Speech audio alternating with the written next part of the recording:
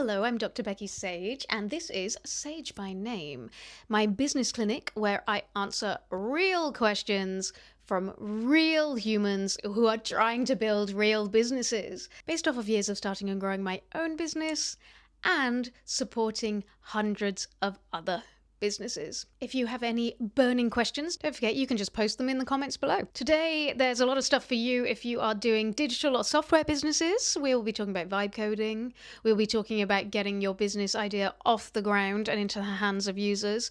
And for anyone leading any types of business, we will be talking about leading your teams and how you stay sane as you attempt to do everything that you need to do whilst you're also doing everything you need to do for them. So the first question was, I keep hearing about vibe coding. What is it and how can I use it?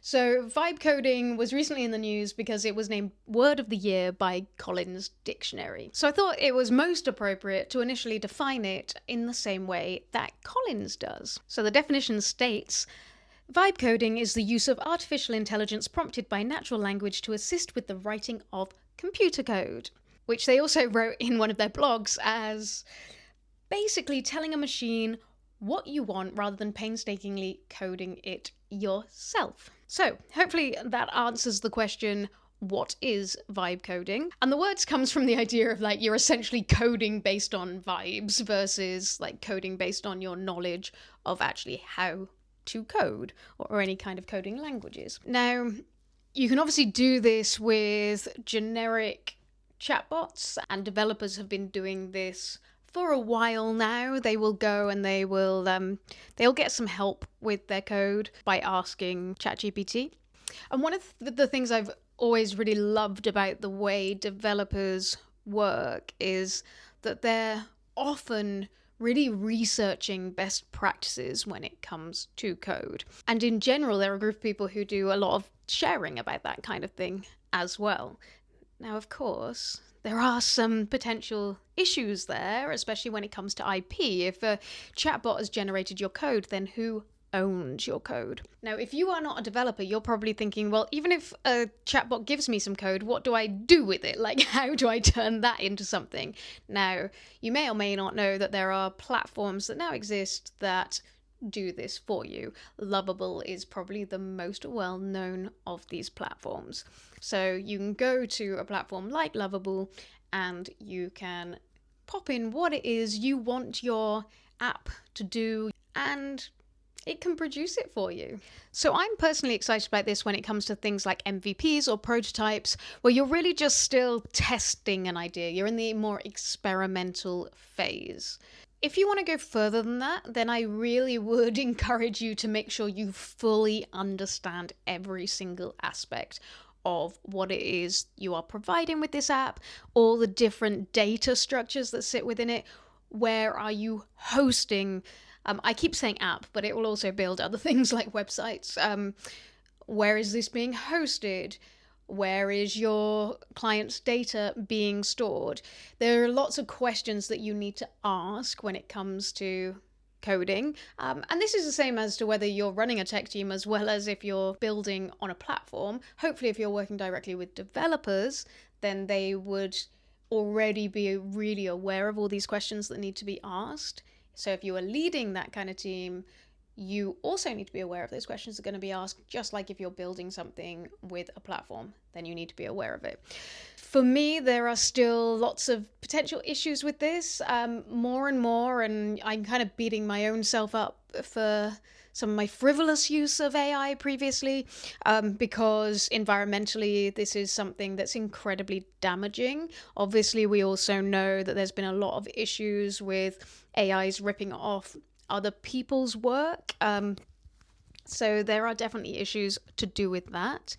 And the thing that probably gets me the most when it comes to creating apps through a tool like this is, or through vibe coding, is originality. So it's really got to be about how you design it. And you can upload things like sketches, like UI designs. And I think things like that mean that you don't lose that creative aspect of it. Apparently, when you create something with a Lovable, it is still all your IP and you have the freedom to use it, but I certainly would be making sure that you're like double, triple checking like all of those clauses in terms of ownership. So hopefully that helps you in terms of what vibe coding is and how it can help you. Let me know if you have any further questions. I do have a little bit more to say on this, but the next question will lead us into that. So let's go on to the next question. I've been working on my startup idea for a while. I've done a lot of research and spoken to hundreds of potential customers to get clear about what they need. Wow, okay, good. I don't know how to move forward without a prototype, but I don't have any money. What should I do? The endless catch-22. I'm going to assume here they're talking about prototype. I'm going to assume this is some kind of digital product because I feel like they would speak differently about it if it wasn't. But of course, a lot of the businesses I work with aren't necessarily doing digital. A lot of them are doing things like biotech. There's some hardware businesses in there as well. So this could be a hardware company as well.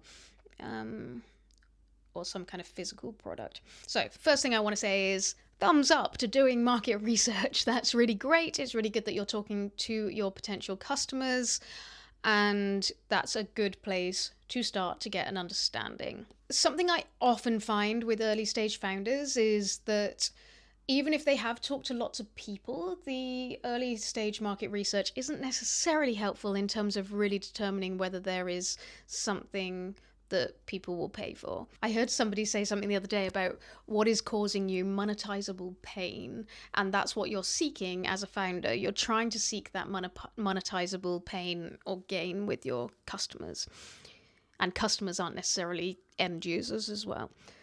So yeah, that initial conversations is going to give you a lot of vibey stuff. It might give you a lot of excitement and validation of some of the thoughts that you've already got. But the first thing I do is to make sure that you're really testing all of your assumptions about the problem space, about your customer segments, about how you're going to get to those customers, about how you're going to generate revenue. So really breaking it down in a structured way, which is going to help you to see like which of these areas have you really validated versus which of these areas are you actually still just thinking, this might work. Probably, maybe. So the first thing I'd say to you is, are you really, really clear about the assumptions you're testing? And are you clear and are you confident that the tests that you've done to test those assumptions are good enough for you to start putting time and effort into building something? Now, you've mentioned a prototype, so what you may have done already, and hopefully you've done this, is that you've got enough validation on the kind of problem side of things and a lot of ideas around the solution, but now you really need to kind of build out that solution to start to test, is this what they actually need? Now, I've just been talking about vibe coding and using platforms. This is where we can really add a lot of value very, very quickly and very, very easily using some of these AI tools that in the past we wouldn't have been able to do. So I would, if you're in a catch-22, you feel like you haven't got any money, so you can't move forward with your business idea, but you are at that stage where you need a prototype, this is probably where I would start. Can you very, very quickly build out a prototype using Lovable or a similar platform? And the whole point of doing this and the whole point of having a prototype is to then be able to move yourself even further forward. So this is about then testing those ideas that you've got and running essentially experiments with your potential market to see whether or not this solution works for them. So you can do two types of testing. You can do efficacy testing. Efficacy testing is all about whether or not this thing actually works. Can you actually get data about how much better it is than other things that are out there? Is it fulfilling the needs of your customers? Then the second thing is really that user experience data. And so once you've got your prototype, you can start to kind of maybe build out different user journeys, different user interfaces to build that experience for your user and see if the experience is something that is working really well for your users. Now, that's both very product focused. You, of course, need to continue to test the commercial viability, and you can do that in different ways. I think things like waiting lists and sign-ups can be really good. So, okay, this is a prototype, but when we get to the real product, is this something that you're going to want? Get people to sign up that way. If you're talking about a more physical product and you haven't got any money, then I would encourage you to get creative. Now, I don't know how true this story is, but I have heard that. Have you ever heard of a Palm Pilot? We actually use something very similar these days. It is called a phone, generally a smartphone. But the Palm Pilot was originally meant to be designed to kind of book meetings, and it's kind of this block. And when the founder first took it out to show his peers, they were like, well, nobody's going to carry that around, and if they do, like, it's got to fit in their pockets and it's really bulky. Is anyone going to do that? And so the next week he went back. I think they were like playing golf in Silicon Valley or something cliche like that. And so what he'd done is got a block of wood, he'd put it in his pocket, in his shirt pocket, and he'd walked around all day, and every now and again he would get it out and like start tapping on this block of wood. And everyone would be like, what are you doing? Oh, I'm just adding something to my diary over here. And at the end of the day, the pocket was not broken. And so this was kind of a first test of, does this physical thing, like this size, this shape, is this what people would want? Eventually he was like, you could add more details to that, and this just got people talking. And really, again, this is what we're trying to do with prototypes. We're trying to get people talking. We're trying to get information from the market. We're not trying to get this like completely finished product into the hands of users. We're trying to get information about what is going to be helpful. So even doing simple things like sketching your design, honestly, you could draw something in Canva. You can create your designs using tools that already exist, and you could also just create things using let's go back to primary school and create your hardware mock it up with things you've got, toilet paper rolls, cardboard boxes, whatever it might be that is best for your particular product. Now, if you're in a very, very deep tech product, then you are probably not going to be able to just use these kind of methods. You're going to need other research as well to sit behind what you're doing. And if that's the case, then you probably are going to need to bring that money in. So if you need to bring the money in, then it's all around how are you going to tell the right stories to pitch your ideas, pitch your products. And sometimes it's also going to involve partnering with the right people who can also help you to do that. I hope that helps answer that question. And yeah, again, you can send me some really specific questions if you like, and I'll answer those specific questions for you as well. So let me know in the comments. And for this person, I think you messaged me on Instagram. So message me back and let me know what type of business it is that you're working on, and then I can answer some more specific questions. Today's final question, and this is for all of you leaders out there, and if I haven't said it to you already, and if you don't know this already, if you are running a business, you are a leader, it is your responsibility to develop your leadership skills. Please, for the good of the world, all the people and the planet. So, how do I balance my time between leading other people and getting my own shit done? This is not always easy, of course, but you're doing something right in the first place, which is you have some other people that you're managing. So kudos to that. You are in a position to be able to delegate. You are delegating already.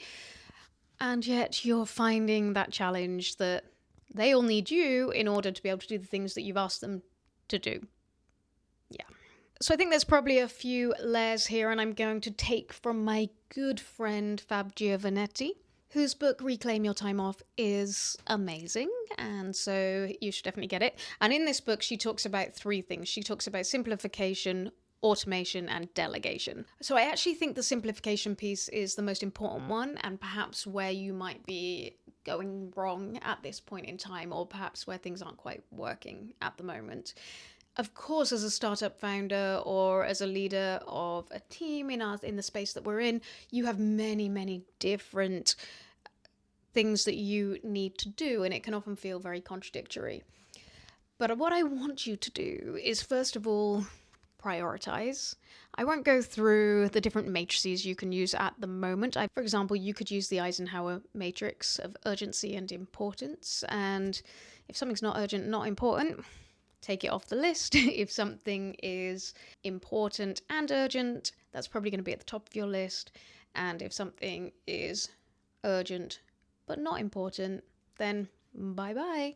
I've also seen people do this with different energy. So you basically have kind of energy, your energy on one axis, and importance to the business on another axis. And if something drains your energy and is not important to the business, then obviously those things go immediately. And then you can look at which things give you energy and are important to the business. They're the things that you're going to obviously focus on. What are the things that drain your energy but are important to the business? Those are more likely to be the things you need to delegate. Obviously, that's not always the case. You're not always able to do this. But as you structure your business, this is something that you need to be thinking about. If it's something that gives you energy but is not important to the business, then this is your hobbies.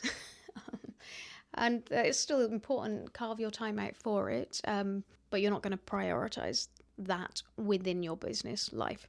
So prioritization, really important. Other ways to simplify are to break down tasks into smaller steps so that they're manageable. But actually, you can also do the opposite to that, which is that you can combine tasks and look at where there's areas of overlap, and are there things that you can do that allow you to kill two birds with one stone. So we've talked about automation, and that is something that can be incredibly helpful, but you've got to automate the right things at the right time.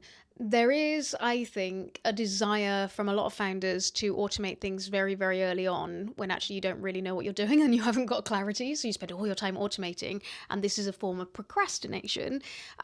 But automation, once you are a little bit more established, can be really valuable. And again, this is something that you can potentially delegate too. So can you automate your tasks, but can you also delegate some of those tasks and even setting up those automations? Can you give that to the team for them to do? And now let's talk about the third one, delegation, which is probably the most important one, especially if you've already got a team. So I think it's really important to make sure that you are getting the balance right, especially when it's an early team.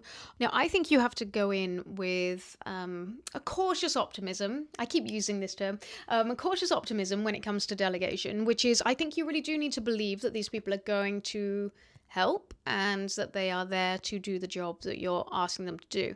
But you also need to make sure that they are comfortable enough such that if they can't do it, they are going to come to you and ask you. So you need to build up a good rapport, and you need to show them that it's okay to ask for help. Of course, you also, especially in the early days, need to make sure that they are very clear about what it is they are meant to be doing, and you are going to need to check in with them to make sure that things are getting done. I would encourage that. I mean, there's a reason that teams do things like stand-ups, huddles. They're really effective, especially if that team feels safe enough with one another to ask for help, which if you regularly do this, if you role model that kind of behavior, then they should feel that way. Then you're very quickly able to see where the challenges lie, where maybe somebody's not showing up and doing what they're meant to be doing. But you can also reinforce good behavior and good outcomes and good work when you're in those sessions as well. So lots of regular kind of drop-ins and moving forward with that work. You might think this is counterintuitive, but by having things that are scheduled regularly, you are probably going to save yourself time in the long run. I always think it's the stuff that comes out of left field that takes up the most time when it comes to delegating things or working with other people.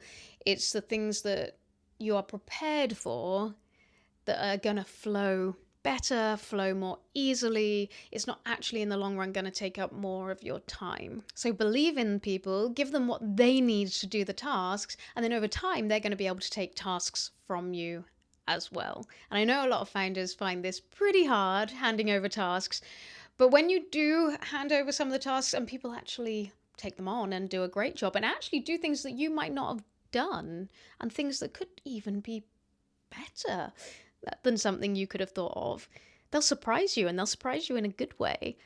Those kind of moments are amazing. Take it from me. I have had many, many of them with the teams that I've worked with. So shout out to all those amazing people I've worked with in my teams. Okay, I think that is all we have time for today. Let me know if you have further questions. I know we're really only just scratching the surface. Don't forget to subscribe, it really helps me out. And I will see you again soon. Ta-da!